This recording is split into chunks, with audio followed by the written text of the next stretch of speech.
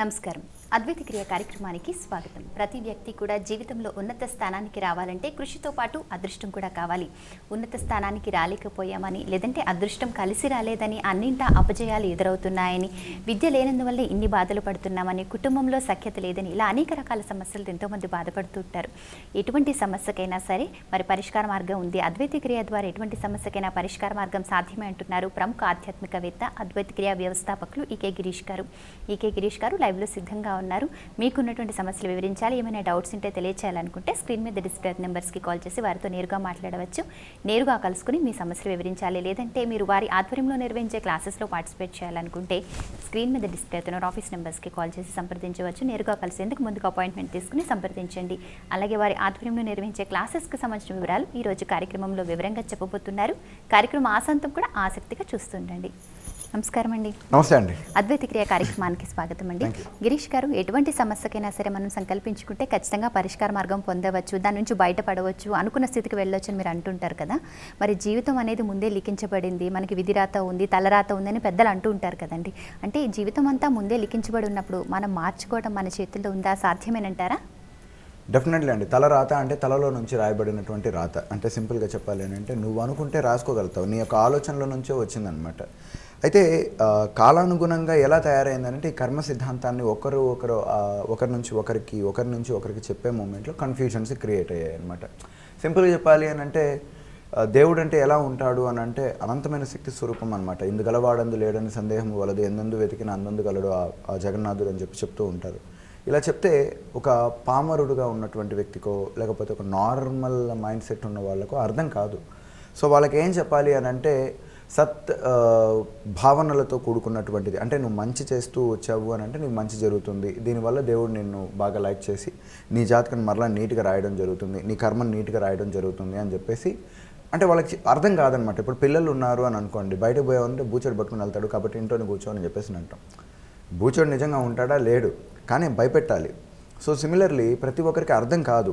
So అర్థం కానప్పుడు ఏంటనంటే వీళ్ళకి ఈ వర్షన్లో చెప్పడం జరుగుతూ ఉంటుందన్నమాట. అంటే భగవంతుడు ఒకడు మన తలరాత రాశాడు అని చెప్పేసి. ఆ భగవంతుడు ఎవరో కాదు, మనమే. ఈ యొక్క లైఫ్ని కూడా మనం ఎలా తీసుకుని వస్తామనంటే పాస్ట్ బర్త్ అనేది ఒకటి ఉంటుంది. నూతన శాస్త్రవేత్తలు కావచ్చు, లేకపోతే అథిస్ట్ అంటే నాస్తికత్వ ధోరణి ఉన్నవాళ్ళు కానీ, కొంతమంది ప్రాక్టికల్ స్పిరిచువాలిటీ అని నమ్మేవాళ్ళు, ఇలాగ జన్మలంటూ ఉండవు, ఒక మనిషి అయిపోతే నార్మల్గానే పుడతారు అంటారు. ఇక్కడ ఒకే ఒక క్వశ్చన్ మార్క్ ఏంటంటే జన్మ లేదు అనేసి ఒక సిద్ధాంతం కనుక వచ్చామనంటే ప్రతి ఒక్క వ్యక్తి ఒక ఇంట్లో ముగ్గురు జన్మిస్తారు, ముగ్గురు జెనెటిక్ సిస్టమ్ తీసుకున్నట్లయితే ఒకే రకంగా ఉంటాయి. బట్ ఎందుకు వేరియేషన్ ఉంది? సరే ట్విన్స్గా పుడతారు, ఎట్ ఎ టైం ఒకే రకంగా ఎందుకు వాళ్ళు ప్రవర్తించట్లేదు, ఒకే విధానంగా ప్రకారం ఎందుకు ప్రవర్తించట్లేదు అని వీటన్నిటిని కనుక మనం ఆలోచించుకున్నట్లయితే ఖచ్చితంగా ఏదో ఒక లాజిక్ ఉంది. ఆ లాజిక్కే సింపుల్గా చెప్పాలి అంటే మనం సోల్ అని చెప్పొచ్చు, లేకపోతే బర్త్ అని చెప్పొచ్చు. అంటే ప్రతి ఒక్కరు లాస్ట్ బర్త్లో ఒక రకమైనటువంటి ఐడియాలజీ ఉంటుంది. ఆ ఐడియాలజీని ఫుల్ఫిల్ చేసుకోవడానికి నెక్స్ట్ బర్త్ని అన్నది తీసుకుంటారు. ఆ నెక్స్ట్ బర్త్ నుంచి మరలా కోరికలు కలగజేసుకుంటారు. అది దాన్ని బట్టి వెళ్తుంది అనమాట. అంటే కర్మ లిఖితము అంటే ఏంటంటే ఇట్స్ అ పార్ట్ ఆఫ్ 25% మాత్రమే ఉంటుందండి లిఖితం. అంటే లిఖితం అని అంటే తనకు తానే డిజైన్ చేసుకుంటాడు. ఇప్పుడు ఫర్ ఎగ్జాంపుల్ చెప్పాలి అని అంటే ఒక వ్యక్తి గత జన్మలో ఒక ఎంపీఓ ఎమ్మెల్యేనో మినిస్టరో కావాలి అని చెప్పేసి నేను అనుకున్నాడు. అంటే లైక్ తను రూల్ చేయాలి అని అనుకున్నాడు అని అనుకోండి. అతను ఈ బర్త్లో పుట్టి అతని యొక్క లైఫ్ స్టైల్ మొత్తం పాలిటిక్స్కి వెళ్తుంది. అతనే ఎందుకు వెళ్ళాలి, మిగిలిన వాళ్ళు వెళ్ళొచ్చు కదా. అండ్ రెండో పాయింట్ తీసుకున్నాము అని అనుకోండి, ఒకే యూనివర్సిటీ నుంచి ఆల్మోస్ట్ క్లాస్లో 100 మంది ఉండొచ్చు స్టూడెంట్స్. ఈ 100 మంది ఒకే కోర్స్ కంప్లీట్ చేస్తారు, జస్ట్ లైక్ ఎంబీఏనో లేకపోతే ఎంబీబీఎస్ ఎట్లా ఒకటి కంప్లీట్ చేశారు అనుకోండి. ఎంబీబీఎస్ చేసిన ప్రతి ఒక్కరు డాక్టర్ గారు అక్కడ. కొంతమంది పొలిటీషియన్లు అయిపోతారు, కొంతమంది బిజినెస్ మ్యాన్ అయిపోతారు, కొంతమంది ఏమీ కాకుండా ఉండేవాళ్ళు ఉన్నారు, కొంతమంది పెద్ద సీనియర్ మోస్ట్ డాక్టర్స్ అయిన వాళ్ళు ఉన్నారు, కొంతమంది ఫార్మకాలజీ రంగంలో ఉన్నారు.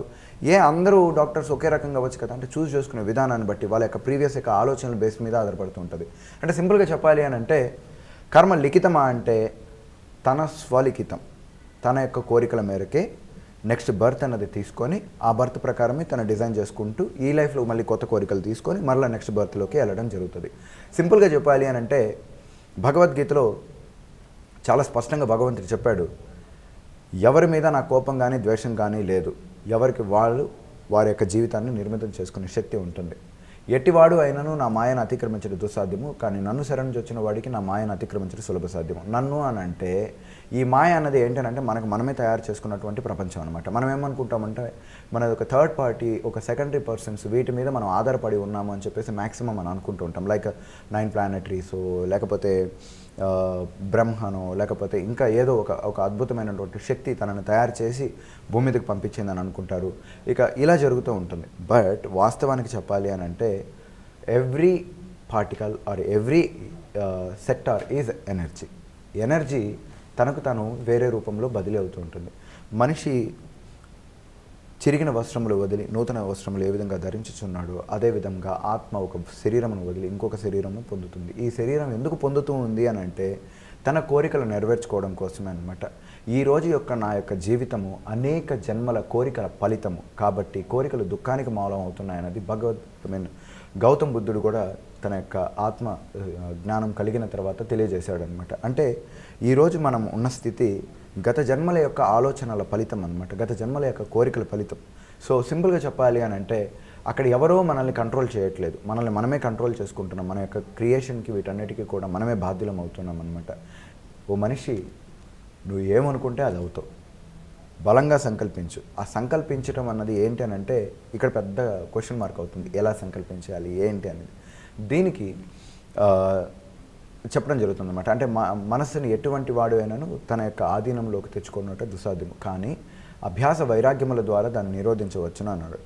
అభ్యాసము అని అంటే ట్రైనింగ్, అదే అద్వైత క్రియా కాన్సెప్ట్. ఇక వైరాగ్యం అంటే జీవితం మీద విరక్తి వచ్చేస్తే ఒక దాని మీద కాన్సన్ట్రేట్ చేసుకోవచ్చు అనమాట. అది జనరల్గా ఎవరికి రాదు. సో కాబట్టి మన కాన్సెప్ట్ ఏం చెప్తుంది అని అంటే నీ జీవితం గతంలో ఎలాగన్నా ఉన్నివ్వండి, ఇక్కడ నుంచి మార్చుకోవచ్చు. ఛాలెంజ్, ఎంత ఛాలెంజ్ చేస్తారో అంత ఛాలెంజ్ ఖచ్చితంగా మార్చుకునే అవకాశం ఉంది. నువ్వు అనుకుంటే ఏమన్నా అయిపోవచ్చు. నీ లైఫ్ ఎలా మారాలి అని అనుకుంటే అలా మారచ్చు. దీనికి ఒక సిస్టమాటిక్ మెథడ్, సైంటిఫిక్ బ్యాక్గ్రౌండ్తో కూడుకున్నటువంటి మెథడ్ అండ్ 100% కాదు 1 బిలియన్ % ప్రాక్టికాలిటీతో కూడుకున్నటువంటి మెథడాలజీని ఇక్కడ మేము వివరించడం జరుగుతుంది. మనిషిని బలవంతుని చేయాలన్నదే మా యొక్క ప్రధాన ఉద్దేశం. అంతేకాని బలహీనుడిని చేసి మాటికి తిప్పుకోవాలి అన్నటువంటి పందాలో కానీ ఆలోచనలో లేకుండా మేము డిజైన్ చేస్తూ వస్తున్నామండి. సో అదే మన వాళ్ళందరూ కూడా చూస్తూ ఉంటారు అన్ని ప్రోగ్రాముల ద్వారా. లైక్ మనిషి యొక్క జీవితము it is a designed or self designed అని అంటే it is a self designed. అదండి. అర్థమైంది సార్, నిజంగా చాలా డీటెయిల్గా చెప్పారండి. ఫస్ట్ కాల్ తీసుకుందామండి. నమస్తే, మీ పేరు? హలో, మీ పేరు? హలో, నా పేరు లక్ష్మి అండి. లక్ష్మి గారు మాట్లాడండి. గిరీష్ గారు. హలో. ఏమండి అవి ఎవరు ఆయన గిరీష్ గారితో మాట్లాడాలండి. మాట్లాడండి. హలో. హలో, నమస్కారం అమ్మా. నమస్తే అండి, చెప్పండి. ఏమండి అది మా అమ్మాయి వాళ్ళకి కొంచెం ఫ్యామిలీ ప్రాబ్లమ్స్ ఉన్నాయండి. మరి ఎందుకంటే వాళ్ళ భార్యాభర్తల మధ్య అనుమానం, తర్వాత ఏమో వాళ్ళు గొడవలు, వెనకాల ఇంకా ఉన్నవాళ్ళు, ఇది చాలా ప్రాబ్లమ్స్ విడాకుల వరకు వచ్చేస్తుందండి. మేమేమో నేను అత్తడిని అయితే ఏం చేయాలని ఒక సలహా చెప్తారండి. సింపుల్ అండి. అంటే ఇక్కడ ఏదో ఒక చిన్న మీకు ఒక మెథడ్ చెప్పేసి టీవీలో తీసుకుని పోయేసి ఇట్లా చేయండి అని అంటే ఈ ప్రాబ్లమ్ సాల్వ్ కాదు. ముందు మనం వ్యక్తిత్వాలు మారాలి. వ్యక్తిత్వాలు మారి వాళ్ళకి ఆలోచన విధానం కనుక చేంజ్ అయ్యింది అని అంటే ఖచ్చితంగా చేంజ్ అవుతుంది. వీరిని అమృత ప్రక్రియ ఎవరైతే చేస్తాము అనే వాళ్ళు ఉన్నారో వాళ్ళకి ఇంట్రెస్ట్ ప్రకారం కనుక ఉన్నట్లయితే అమృత ప్రక్రియ అనే కాన్సెప్ట్కి వాళ్ళని పంపించమని చెప్పండి. ఒకవేళ వాళ్ళు కనుక ఈ కాన్సెప్ట్ చేశారు అని అంటే వాళ్ళకి మేము ఇక్కడ టెక్నిక్ చెప్పడం జరుగుతుంది అనమాట. లైఫ్ని చాలా ఈజీగా మార్చుకోవటం ఎట్లాగా, మనుషులను కూడా మనకి నచ్చిన విధంగా వాళ్ళు మారే విధంగా మనం ఏ విధంగా చేసుకోవచ్చు అన్నది అమృత ప్రక్రియ కాన్సెప్ట్ చెప్పడం జరుగుతుంది. రేపు 22, 23, 24 తేదీల్లో దాన్ని నిర్వహిస్తున్నాము. ఆ యొక్క కార్యక్రమానికి కనుక ఎవరైతే వస్తారో ఈ లైఫ్ని చాలా ఈజీగా మోల్డ్ చేసుకుంటారు అన్నమాట. ఎటువంటి వాళ్ళనైనా సరే మన దగ్గర శక్తి ఉంది, దాన్ని వాడడం మనకు తెలియట్లేదు. సో అద్భుతమైనటువంటి ప్రపంచం మొత్తం మనల్ని ప్రేమించే విధంగా ఆ కాన్సెప్ట్ మనల్ని తయారు చేస్తుందండి. ఆ కాన్సెప్ట్ కనుక చేశారు అని అంటే ఖచ్చితంగా మీరు ఏదైతే పరిష్కారం వెతుకుతున్నారో ఆ పరిష్కారంతో పాటు వీళ్ళ వ్యక్తిత్వాలు, వీరి జీవితం సంపూర్ణంగా మారిపోతుంది. ఇదండి కాన్సెప్ట్ గురించి చెప్పాలంటే.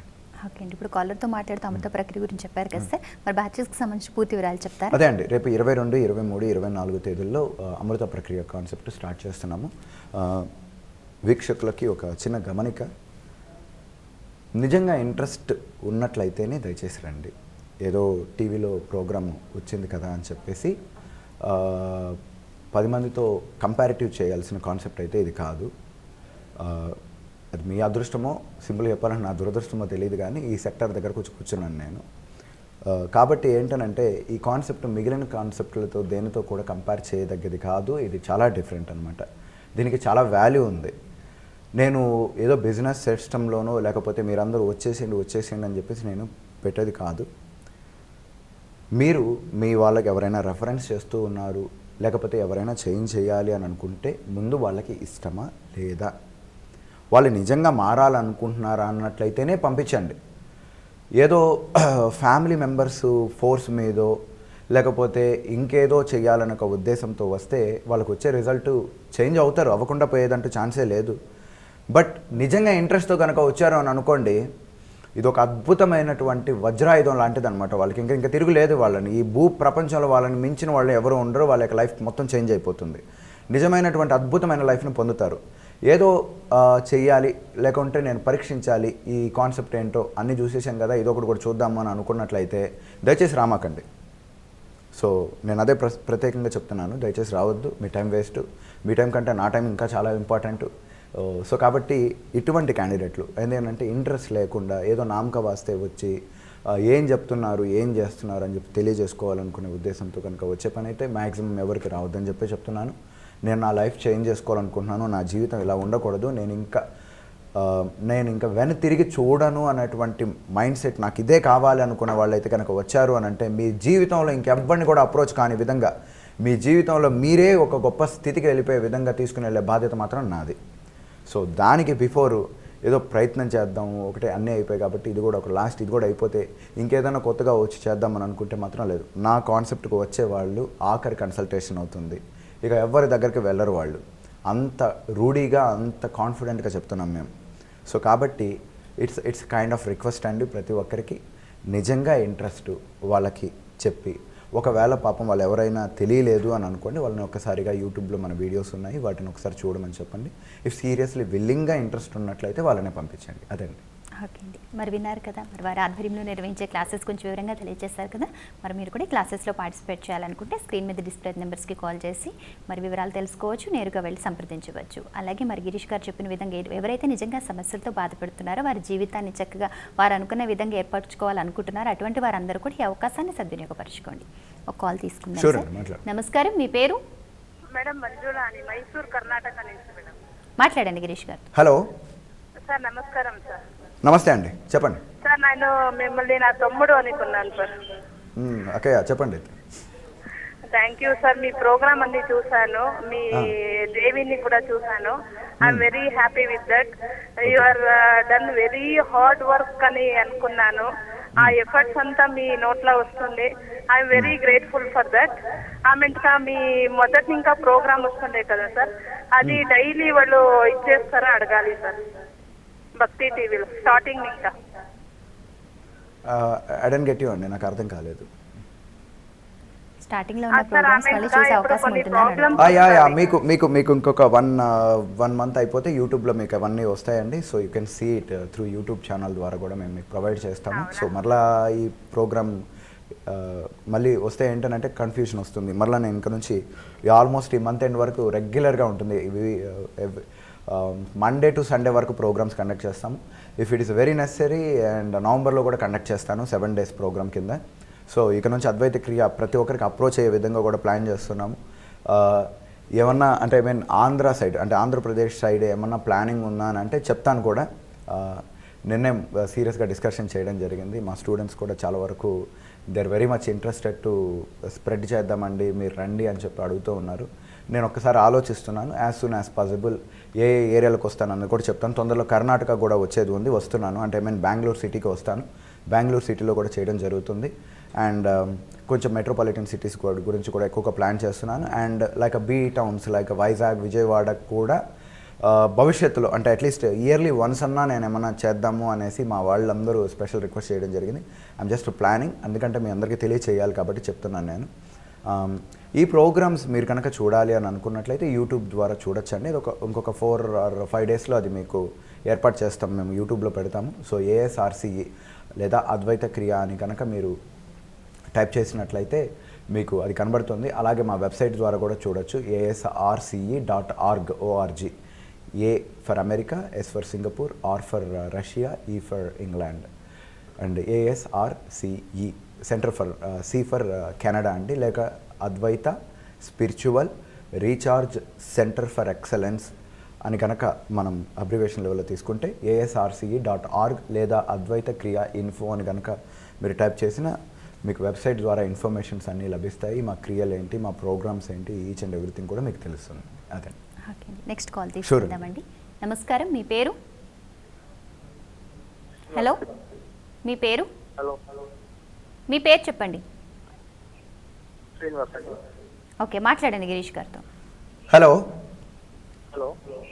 ఎస్, చెప్పండి శ్రీనివాస్ గారు, చెప్పండి. గిరీష్ గారు. యా, చెప్పండి. గుడ్ ఆఫ్టర్నూన్ అండి. Yeah, very good afternoon. Regarding career growths గురించి, ఇప్పుడు మన కాన్స్టెంట్ ఉన్నా కూడా, ఒక కాన్స్టెంట్ ఫ్లోలో ఉన్నా కూడాను మనకి అప్స్ అండ్ డౌన్స్ అని ఎలా ఎందుకు జరుగుతుంటాయి? Yes, so because of we don't know అండి. దిస్ ఇస్ ఒక సింపుల్గా చెప్పాలి అని అంటే it's based on thought programming theory అనేది ఒకటి ఉంటుందన్నమాట. That is life programming, thought programming, matrix programming అనే ప్రధానమైనటువంటి కాన్సెప్ట్ మీద పోతూ ఉంటుంది. థాట్ ప్రోగ్రామింగ్ అని అంటే నిమిషానికి 60 థాట్స్ రిలీజ్ అవుతూ ఉంటాయి. 60 థాట్లలో పాజిటివ్ థాట్స్ ఉంటాయి, నెగిటివ్ థాట్స్ కూడా ఉంటాయి, డ్యూయల్ థాట్స్ ఉంటాయి, తర్వాత సోషల్ థాట్స్ అనేది ఒకటి ఉంటాయి, తర్వాత నాన్ యూజ్ఫుల్ థాట్స్ ఉంటాయి, ఇట్లా అన్నీ ఉంటాయి. ఇన్ని రకాల థాట్స్ రిలీజ్ చేస్తున్నప్పుడు ఒక థాట్కి ఇంకొక థాట్కి కంపాటబిలిటీని కలెక్ట్ చేసుకుంటూ ఉంటుంది యూనివర్స్. సో ఇప్పుడు ఫర్ ఎగ్జాంపుల్ ఒక వ్యక్తి బిజినెస్లో డెవలప్ కావట్లేదు అని చెప్పి కనుక అన్నారు అని అనుకోండి. ఎందుకు కావట్లేదు? చాలా వరకు ఫైనాన్స్ చేస్తున్నాడు, అడ్వర్టైజ్ చేస్తున్నాడు, మార్కెటింగ్ చేస్తున్నాడు, బెస్ట్ 6 సిగ్మా మెథడాలజీని కూడా అప్పుడు అప్లై చేస్తున్నాడు, బస్ బిజినెస్ ఫెయిల్యూర్ అవుతూ ఉంది. ఎందుకు అవుతూ ఉంది అని కనుక మనం రూట్ కనుక వెళ్ళాము అని అంటే అక్కడ చాలా ప్రోగ్రామింగ్ల యొక్క సమూహారమై ఉంటుంది. లైఫ్ నమ్మినా నమ్మకపోయినా ఒక సూపర్ ప్రోగ్రామింగ్ మీద రన్ అవుతూ ఉంటుంది అనమాట. మనమే మన ఓన్ బగ్స్ తయారు చేస్తూ ఉంటాము. ఆ బగ్స్ మనకు వచ్చి అడ్డుపడుతూ ఉంటాయి. అంటే బగ్స్ అంటే వ్యతిరేకమైనటువంటి ప్రోగ్రామింగ్లు అనమాట. అంటే ఒక వ్యక్తి సపోజ్ ఎగ్జాంపుల్ చెప్పాలి అని అంటే బాగా డబ్బు సంపాదించాలనుకున్నాడు. ఇంతలోపలికి అతనికి ఒక యోగి ఆత్మకథ అనో లేకపోతే స్వామి రామకృష్ణ పరమహంస జీవిత చరిత్రనో ఏదో బుక్ చదువుతాడు అని అనుకోండి ఫర్ ఇన్స్పిరేషన్ కోసం. సడన్గా అతనికి కనుక అబ్బా వీళ్ళలాగా అయి ఉంటే బాగుండు, వీళ్ళలాంటి లైఫ్ స్టైల్ కనుక నేను కూడా పొందితే బాగుండు, లైక్ స్వామి వివేకానంద లాగా నేను అవ్వాలి అన్నటువంటి ఆలోచన చేశాడు అని అనుకోండి. ఇమీడియట్లీ ప్రోగ్రామింగ్ ఏం చేసుకుంటూ ఉంటుంది అంటే ఇతను స్వామి వివేకానంద చేద్దామా, బిజినెస్ మ్యాన్ చేద్దామా అన్నది అర్థం కాదు. సింపుల్గా ఎలా చేయాలి అని ఒక ఆలోచనలో ఇటుపక్క అంటే ఒక ఎనర్జీ ఇటు వెళ్తుంది, ఇంకొక ఎనర్జీ ఇటు వెళ్తుంది. ఏమైపోతుంది అని అంటే మనకు కావాల్సిన ఎనర్జీ ఉండదు, ఆగిపోతుంది అనమాట. సో దానివల్ల ఏంటంటే ముందుకు వెళ్ళడం అన్నది జరగదు. ఇది ఒక్క పాయింట్ అని కాదు, లేదా పాలిటిక్స్కి వెళ్ళాలి అని అనుకున్నామని అనుకోండి, ఒక ఎనర్జీ అటు వెళ్ళిపోతుంది, మెయిన్ ఎనర్జీ ఆగిపోతుంది. సో 1, 2 కాదనమాట, చాలా రకాలైనటువంటి ప్రోగ్రామింగ్స్ అనేవి ఇక్కడ రన్ అవుతూ ఉంటుంది. లేదు నా ఫ్యామిలీని నేను బాగా చూసుకోవాలి, నా ఫ్యామిలీతో నేను ఎక్కువ స్పెండ్ చేయాలి అని అన్నారు అని అనుకోండి, బిజినెస్ చేస్తూ ఉంటే ఫ్యామిలీతో ఎక్కడ స్పెండ్ చేయగలుగుతాము? ఇట్స్ ఇంపాసిబుల్ అవుతుంది. సో కాబట్టి ఈ ఫ్యామిలీ అనే ఒక లవ్ ఏం చేస్తుంది అంటే బిజినెస్ని కొలాప్స్ చేస్తుంది. ఇట్లా ఒక రూలు అంటూ ఉండదండి. అది మనం పర్సనల్గా మనం మాట్లాడినప్పుడు ఈ వ్యక్తికి ఎలా జరుగుతుంది, ఎందువల్ల ఈ బిజినెస్ ఫెయిల్యూర్ అవుతూ ఉన్నాడు, ఈచ్ అండ్ ఎవ్రీథింగ్ ఏంటంటే కుబేర ప్రక్రియ అనే కాన్సెప్ట్లో వివరించడం జరుగుతుంది. కుబేర ప్రక్రియ అంటే ఒక యంత్రాన్ని ఇచ్చేసి చుట్టూ 4 నిమ్మకాయలు పెట్టి 300 దీపాలు పెట్టి దాని మధ్యలో కూర్చోబెట్టి మిమ్మల్ని ఏదో ఒక చేతబడో బాణం మధ్య చేసినట్టు విధంగా పూజ కార్యక్రమం కాదు. లైఫ్ స్టైల్కి సంబంధించిన వేదాంతాన్ని వివరించేది. అండ్ డబ్బు ఎలా సంపాదించుకోవాలి, మనిషి యొక్క జన్మలను ఎలా అంటే తన యొక్క అద్భుతమైన శక్తిని ఉపయోగించుకొని, మానసిక శక్తులను ఉపయోగించుకొని తన యొక్క జీవితంలోకి సంపద ఎలా సాధించుకోవాలని చెప్పే కార్యక్రమం అన్నమాట. ఆ కార్యక్రమంలోకి వచ్చిన తర్వాత ఎటువంటి వాడైనా సరే ఓపెన్ అండి ఒకటే చెప్తాం, ఖచ్చితంగా చేంజ్ అయిపోతారు. అప్పటి వరకు ఏదో 1 కోటో 2 కోట్లో సాధించుకోవాలనుకున్న వ్యక్తి యొక్క మనస్తత్వాలు కూడా చాలా మారిపోతాయి అనమాట. తను బిలినియర్ అవుదాము, ఈ ప్రపంచాన్ని శాసిద్దాం అనేటువంటి కసితో బయలుదేరుతాడు. అండ్ అలాగే తయారవుతారు ఫైనల్గా చెప్పాలి అని అంటే. సో సింపుల్గా ఈ కెరియర్లో ఆటుపోట్లో రావడానికి ప్రధానమైన కారణము ఎక్కడో రిలీజ్ చేసిన ఒక ప్రోగ్రాము ఇక్కడకు వచ్చి దాన్ని ఇబ్బంది పెట్టడం అనేది జరుగుతూ ఉంటుంది. ఎప్పుడైతే మనం బలమైన ప్రోగ్రాంలు మళ్ళీ రీబిల్డ్ చేసుకోవడం జరుగుతుందో ఆటోమేటిక్గా ఇవన్నీ కూడా తగ్గిపోతూ ఉంటాయండి.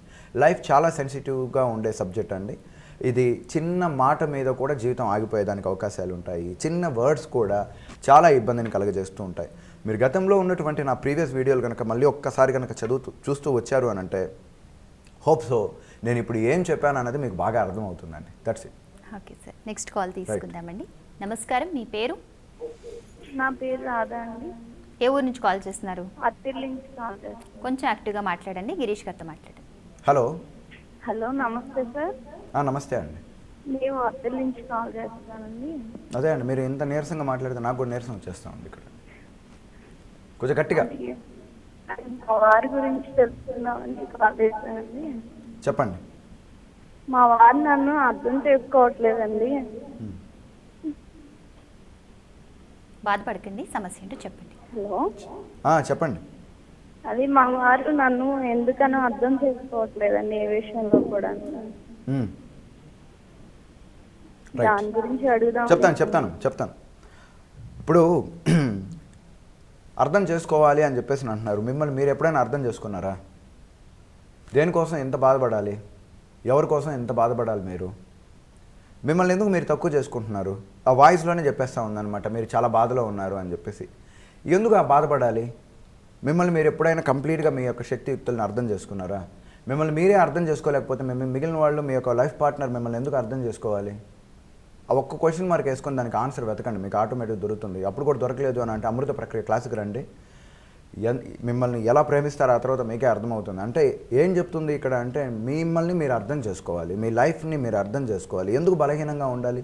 ఎందుకు కామ్గా ఉండాలి? ఎందుకు ఏడుస్తూ కూర్చోవాలి? అక్కడ ఏం కావాలనే విషయాన్ని అర్థం చేసుకోండి. ఏం చేంజ్ చేసుకోవాలో అది చేంజ్ చేయడానికి ప్రయత్నం చేయండి. ఆటోమేటిక్గా సఖ్యత కుదురుతుంది. మనకు అవతల వాళ్ళు మనల్ని ఇష్టపడటం లేదు అని అంటే మన లోపల ఏదో ప్రాబ్లం ఉంది. అసలు మనకే మనం ఇష్టం ఉండం, అందుకే ప్రపంచం మనకి ఇష్టపడటం లేదు. సింపుల్గా చెప్పాలి అని అంటే ఈ ప్రపంచం మొత్తం ఒక అద్దం లాంటిదండి. నువ్వు ఎలా ఉన్నావు అనే దాన్ని బట్టే ఆ అద్దంలో రెస్పాండ్ అవుతుంది. మనం ఏడుస్తూ ఆ అద్దంలో చూసామనంటే అది ఏడుస్తూ ఉంటుంది. నన్ను చూసి ఎందుకు ఇది ఏడుస్తూ ఉంది అని చెప్పేసి అన్నామంటే నువ్వు ఏడుస్తున్నావు కాబట్టి. మనం నవ్వుతూ ఉన్నామనంటే ప్రపంచం అద్దం కూడా నవ్వుతూ ఉంటుంది. ఎందుకు నవ్వుతూ ఉంది అని అంటే నువ్వు నవ్వుతూ ఉన్నావు కాబట్టి. సో దీన్ని బేస్ చేసుకొని ఆధారపడుతూ ఉంటుంది అనమాట. సో నన్ను ఒకరు ఇష్టపడటం లేదు, నన్ను ఒకరు గౌరవించట్లేదు, నా ఇంట్లో వాళ్ళే నన్ను అభిమానించట్లేదు అని అంటే దానికి ముందు నన్ను నేను అభిమానించట్లేదు, నన్ను నేను గౌరవించట్లేదు, నన్ను నేను ఇష్టపడటం లేదు కాబట్టి ఇవన్నీ జరుగుతున్నాయి. ఇవన్నీ మార్చి మిమ్మల్ని మీరు ఇష్టపడడానికి ముందు ప్రయత్నం చేయండి. ఎవరి యొక్క ఆదరాభిమానాలు మీకు అవసరం లేదు. ఈ క్షణంలో మీకు కావాల్సింది మీ ఆదరాభిమానాలు, మీ యొక్క స్నేహం, మీ యొక్క వ్యక్తిత్వ నిర్మాణం. అది ఇంపార్టెంట్ అనమాట. అది బిల్డ్ చేసుకోవడానికి ప్రయత్నం చేయండి. కొంచెం కష్టంగా ఉందని అనుకోండి, అమృత ప్రక్రియకు రండి, ఆడేయచ్చు ప్రపంచాన్ని. అదండి. ఓకే అండి.